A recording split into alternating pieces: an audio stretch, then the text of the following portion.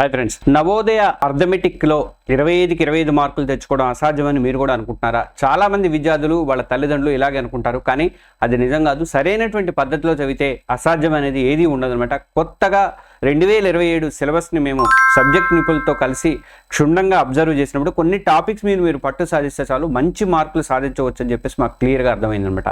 ఈ ఏడాది ముఖ్యంగా కొన్ని పాత టాపిక్స్ తొలగించి కొత్త వాటిని తీసుకొచ్చింది నవోదయ బోర్డు. కాబట్టి సరైన వ్యూహంతో చదివితే 15 నుంచి 18 మార్కులని చాలా తేలికగా సంపాదించడానికి అవకాశం ఉంది. మరి మిగిలిన మార్కుని ఎలా సాధించాలి, ఆ స్ట్రాటజీ ఏంటి, ఏ టాపిక్స్కి ఎక్కువ ఇంపార్టెన్స్ ఇవ్వాలి, అథమెటిక్లో టైంని ఎలా మేనేజ్ చేసుకోవాలి, ఈ ప్రశ్నలన్నింటికీ సమాధానం కావాలంటే ఈ వీడియోని ఎక్కడ కూడా స్కిప్ చేయకుండా చూడండి. మీరు ఒక్కడే చూడటం కాదు, మీ ఫ్రెండ్స్కి ఇంకా ఎవరైనా తల్లిదండ్రులు చూస్తుంటే వాళ్ళ పిల్లలు ఇంకెవరైనా వేరే వాళ్ళ పిల్లలు ఎవరైనా ప్రిపేర్ అవుతుంటే వాళ్ళందరికీ కూడా ఫార్వర్డ్ చేయండి. అలాగే మీ నవోదయ ప్రిపరేషన్కి వీడియో కొత్త లెవెల్కి తీసుకెళ్తుంది కాబట్టి మన తెలుగు ఎగ్జామ్స్ని సబ్స్క్రైబ్ చేసుకోకపోతే సబ్స్క్రైబ్ చేసుకోండి. ఈ వీడియోకి ఒక లైక్ బటన్ కూడా ఇవ్వండి. ఇక విద్యార్థులు ఎక్కడ తప్పు చేస్తున్నారంటే ప్రతి ఏటా కూడా లక్షల మంది నవోదయ పరీక్షకు ప్రిపేర్ అవుతుంటారు, అందరూ కష్టపడతారు. కానీ అర్థమెటిక్ దగ్గరికి వచ్చేసరికి చాలామంది వెనుకబడిపోతారు. దీని ముఖ్యంగా 3 కారణాలు ఉన్నాయండి. మొదటి తప్పు ఏంటంటే సిలబస్ మీద, ప్రశ్నల సరళ మీద పూర్తిగా అవగాహన లేకుండా చదవడం అనేది. ఏ టాపిక్ నుంచి ఎన్ని ప్రశ్నలు రావచ్చు, ఏవి ఈజీ ఏవి టఫ్ అనే అనాలిసిస్ అనేది చేసుకోవట్లేదు. గుడ్డిగా పుస్తకంలో ఉన్నవన్నీ కూడా ఒకేలాగా చదువుకుంటూ వెళ్తున్నారు. ఇక రెండో తప్పు ఏంటంటే ప్రశ్నను చూసి భయపడొద్దండి. కొన్నిసార్లు ప్రశ్న పెద్దదిగా కాస్త కష్టంగా అనిపించగానే అమ్మో ఇది నా వల్ల కాదని చెప్పి వదిలేస్తారు. కానీ నిజానికి ఆ ప్రశ్నకు సమాధానం చాలా సింపుల్గా కాన్సెప్ట్లోనే దాగి ఉండొచ్చు. ఆ భయమే మీ మార్కుల్ని దూరం చేస్తుంది అనమాట. ఈ మూడోది అతి ముఖ్యమైన తప్పు ఏంటంటే టైం మేనేజ్మెంట్ సరిగ్గా లేకపోవడం. సాధారణంగా నవోదయ పరీక్షలో అర్థమెటిక్ విభాగానికి ఏంటంటే 20 ప్రశ్నలు ఇచ్చి 25 మార్కులు కేటాయిస్తారు. దీనికి మీకు దొరికేటువంటి టైం 30 నిమిషాలు మాత్రం. అంటే ఒక్క ప్రశ్నకు సగటున 90 సెకండ్లు మాత్రమే ఉంటుందన్నమాట. ఈ టైంలో మీరు ప్రశ్న చదివి అర్థం చేసుకొని సమాధానం రాయాల్సి. మీరు ఈ 3 తప్పుల్ని సరిదిద్దుకుంటే 25కి 25 మార్కులు తెచ్చుకోవడం అనేది అది పెద్ద కష్టమేమీ కాదనమాట. దానికి పరిష్కారమే మన స్ట్రాటజిక్ ప్రిపరేషన్. ప్లాన్ 2027 సిలబస్ని ఎలా విభజించుకోవాలంటే ప్లాన్ 1 ఏంటంటే కొత్త 2027 నవోదయ నోటిఫికేషన్ ప్రకారం అర్థమెటిక్ సిలబస్లో కొన్ని ముఖ్యమైనటువంటి మార్పులు అనేవి జరిగినాయి. లాభ నష్టాలు కానీ సాధారణ వడ్డీ లాంటి కొన్ని పాత టాపిక్స్ను తొలగించారు. కాబట్టి కొత్త సిలబస్ మీద పూర్తిగా మనం దృష్టి పెట్టాలి.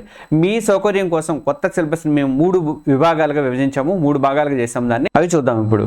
Category 1 focus area. వీటి మీద పట్టు సాధిస్తే పునాది పక్కా అనమాట. ఈ టాపిక్స్ అర్థమెటిక్ మూలం. వీటిని బాగా నేర్చుకుంటే 10 నుంచి 12 మార్కులు తేలికగా సాధించడానికి ఛాన్సెస్ ఉన్నాయి. అందులో ఒకటి సంఖ్యలు, సంఖ్యా వ్యవస్థ, ఆరోహణ క్రమం కానీ అవరోహణ క్రమం అంటే సమీపంలో 100కి 10, 100, 1000కి సవరించడం ఇట్లాంటివన్నీ ఉంటాయి అన్నమాట. రెండోది పూర్ణాంకాల మీద 4 ప్రాథమిక ప్రక్రియలు ఉన్నాయి. కూడిక, తీసివేత, గుణకారం, తర్వాత భాగాహారం. ఇక సంఖ్యా సమాసాల సూక్ష్మీకరణ ఉంటుంది, అంటే బాడ్మాస్ ఉంటుంది, బాడ్మాస్ నియమం ఉంటుంది. అది కాకుండా కారణాంకాలు, గుణిజాలు, వాటి ధర్మాలతో సహా.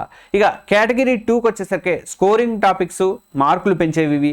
ఈ టాపిక్స్ కూడా చాలా ముఖ్యమైనవి. వీటిని బాగా ప్రాక్టీస్ చేస్తే మీరు మరో 6 నుంచి 8 మార్కులు మీ స్కోర్కి యాడ్ అవుతాయి అనమాట. భిన్నాలు కానీ ప్రాథమిక ప్రక్రియలు కానీ ఉన్నాయన్నమాట. ఇక గమనిక ఏంటంటే దీంట్లో ముఖ్యమైన గమనిక ఏంటంటే కొత్త సిలబస్ ప్రకారం సజాతి భిన్నాల కూడిక, తీసివేత, గుణకారం మాత్రమే ఉన్నాయి. భాగాహారం అనేది లేదు. ఇక కొలతలు, పొడవు, ద్రవ్యరాశి, సామర్థ్యము, కాలము, డబ్బు ఇలాంటివన్నీ, యూనిట్ల మార్పిడి ఇవన్నీ ఉంటాయి అనమాట. ఇక చుట్టుకొలత, వైశాల్యము అంటే బహుభుజుల చుట్టుకొలత, తర్వాత చతురస్రం కానీ, దీర్ఘచతురస్రం కానీ, త్రిభుజ వైశాల్యం కానీ ఇవన్నీ ఉంటాయి అనమాట.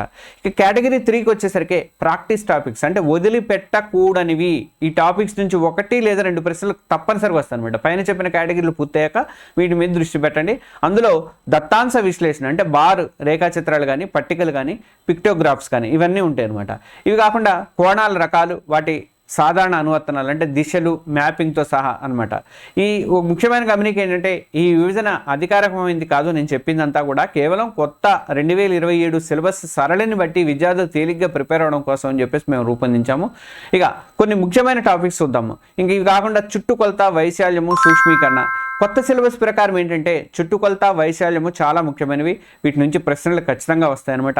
ఇక చుట్టుకొలత, వైశాల్యం అంటే పెరిమీటర్ అండ్ ఏరియా అనమాట. చుట్టుకొలత అంటే ఒక ఆకారం యొక్క అన్ని భుజాల పొడవులు మొత్తము, వైశాల్యము అంటే ఆకారము ఆక్రమించినటువంటి స్థలము. ఇక పరీక్ష స్థాయి ప్రశ్నలు ఎలా ఉంటాయంటే, ఒక దీర్ఘచతురస్రం యొక్క వైశాల్యము 120 చదరపు సెంటీమీటర్లు, దాని పొడవు 12 సెంటీమీటర్లు అయితే దాని చుట్టుకొలత ఎంత?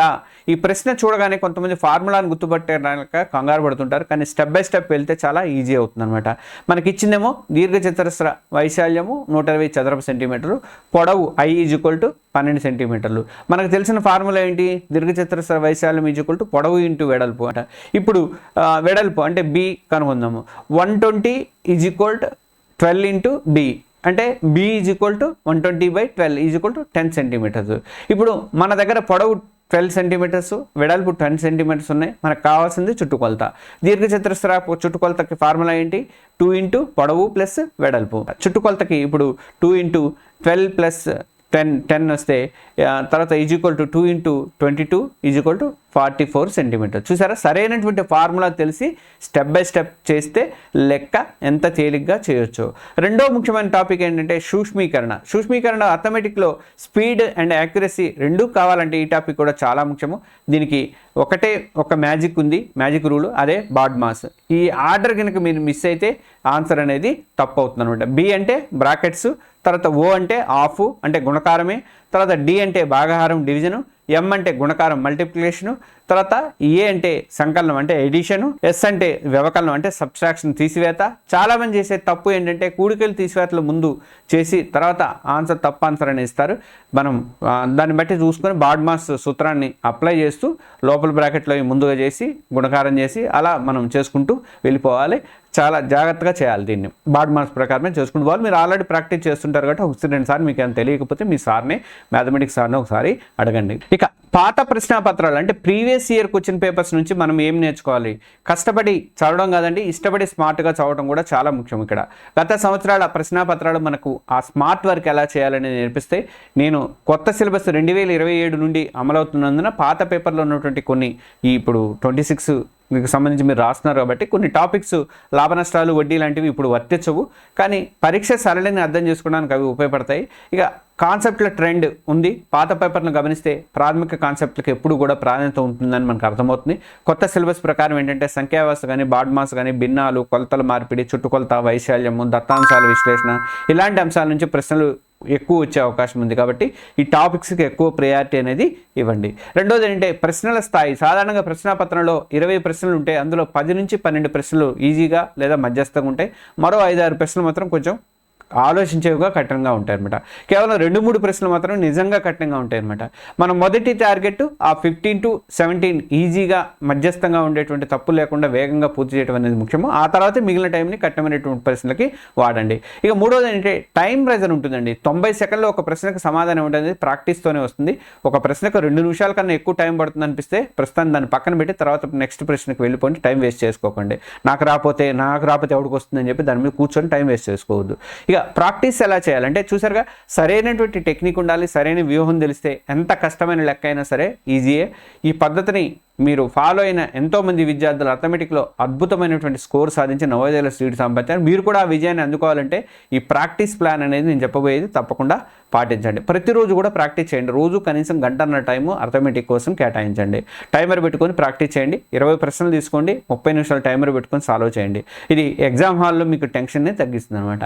ఇక ఎర్రర్ నోట్బుక్. మీరు తప్పు చేసిన ప్రతి లెక్కను కూడా ఒక నోట్బుక్లో రాసుకోండి.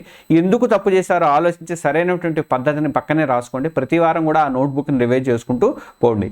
మాక్ టెస్ట్లు వారానికి ఒక పూర్తి మాక్ టెస్ట్ అంటే గ్రాండ్ టెస్ట్ రాయండి. ఇది మీ స్పీడ్, టైము, మేనేజ్మెంట్ని కూడా టెస్ట్ చేసుకోవడానికి సహాయం అయితే పడుతుంది. క్యాలిక్యులేటర్ వాడద్దు. ప్రాక్టీస్ చేసేటప్పుడు కూడా క్యాలిక్యులేటర్ వాడకాన్ని పూర్తిగా ఆపేయండి. ఎందుకంటే మైండ్లో క్యాలిక్యులేషన్ చేస్తే అక్కడ ఎగ్జామ్లో ప్రాబ్లం ఉండదు. ఈ స్ట్రాటజీ మేము చెప్పిన టెక్నిక్స్ మీకు నచ్చితే మీ ప్రోత్సాహాన్ని మాకు ఒక లైక్ ద్వారా తెలియజేయండి. ఈ వీడియోకి లైక్ ద్వారా తెలియండి. మీరు ఇచ్చేటువంటి ప్రతి లైక్ కూడా మాకు ఇలాంటి మంచి వీడియోలు చేయడానికి ఎంతో బలాన్ని అయితే ఇస్తుంది. మీకు ఏ టాపిక్లో అయినా డౌట్స్ ఉన్నాయా లేదా నెక్స్ట్ వీడియో ఏ టాపిక్ మీద కావాలని చెప్పాలనుకుంటున్నారు? ఆల్రెడీ మీరు ఆటోమేటిక్ అడిగారు కాబట్టి నేను చేసి పెట్టాను. కింద కామెంట్ సెక్షన్లో నాకు తెలియజేయండి. మీ కామెంట్ అన్ని నేను చదువుతాను, రిప్లై ఇవ్వడానికి ప్రయత్నం అయితే చేస్తాను. ఇలాంటి మరిన్ని స్ట్రాటజీ వీడియోల కోసం మన తెలుగు ఎగ్జామ్స్ ఛానల్ని ఇప్పుడే సబ్స్క్రైబ్ చేసుకోండి. మరి పక్కనే ఉన్నటువంటి బెల్ ఐకాన్ కూడా నొక్కండి. ఫ్రెండ్స్, నవోదయ అర్థమెటిక్లో ఫుల్ మార్క్స్ తెచ్చుకోవడం అనేది ఒక కళ కాదు, సరైనటువంటి ప్లానింగ్తో సాధించగలమనేది నిజము. ఈ వీడియోలో మనం మాట్లాడుకున్నట్టుగా కొత్త సిలబస్ని అర్థం చేసుకొని ముఖ్యమైనటువంటి టాపిక్స్ మీద ఫోకస్ పెట్టి టైం మేనేజ్మెంట్తో ప్రాక్టీస్ చేస్తే విజయం అనేది మీదే అవుతుంది. గుర్తుపెట్టుకోండి, పట్టుదలతో సరైన వ్యూహంతో ప్రతిరోజు కష్టపడితేనే 25కి 25 మార్కులు సాధించడం పెద్ద కష్టమేమీ కాదు. మీ లక్ష్యం గొప్పది, మీ ప్రయత్నం కూడా గొప్పదిగా ఉండాలి. మీ అందరికీ కూడా ఆల్ ది వెరీ బెస్ట్. జై హింద్. Thank you.